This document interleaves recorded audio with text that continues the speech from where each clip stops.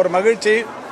பல்வேறு சட்ட போராட்டங்களை சந்தித்ததற்கு பிறகு உச்சநீதிமன்றம் அவருக்கு பிணை வழங்கி இருக்கிறது. உண்மையில் மகிழ்ச்சியும் சட்டத்துறைக்கு நன்றியும்.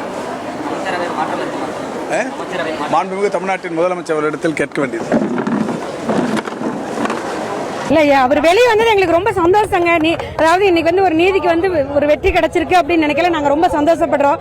அவர் வரணும், மக்களுக்கு அவர் சேவை ஆற்றணுங்கிறது எங்களுடைய ரொம்ப விருப்பம். வந்துட்டாருங்கிறது ரொம்ப சந்தோஷமா இருக்கு. அது திராவிடர்கள் லட்சியம் நேர்மையா இருக்கணும். கரெக்டா வந்துட்டாரு. எங்க அண்ணன் வந்து செந்தில் பாலாஜி அமைச்சர் வந்து மக்களுக்காக பாடுபடுவார். பொய் பேச மாட்டார், உண்மையை தான் பேசுவார். பொய்ங்கிறது எங்க வரலாற்றிலே பிடிக்காதது. அவ்வளவுதான். எங்க அண்ணன் வந்து நெஞ்சார்ந்த உயிருக்கு எங்கள் நன்றி வணக்கம். அது கரூர் மக்களின் நம்பிக்கை அண்ணன் வி செந்தில் பாலாஜி, தளபதியார் உண்மை விசுவாசி அண்ணன் செந்தில் பாலாஜி. அவருக்கு கரூர் மக்கள் ஏங்கிட்டு இருக்கிறார். இவரா தெய்வம் மாதிரி நாங்க நினைச்சிட்டு இருக்கிறோம். அவர் வெளியே வரதுனால நான் வேண்டுதலே வச்சிருக்கிறேன். அண்ணன் வந்தா மொட்டை அடிக்கிறேன். நான் தெய்வ செந்தில் பாலாஜி வந்து கரூர் மக்களின் நம்பிக்கை. எங்க சிங்கம் எங்க சிங்கம் தான் நல்லபடி எல்லா கரூர் மக்களும் பேராது.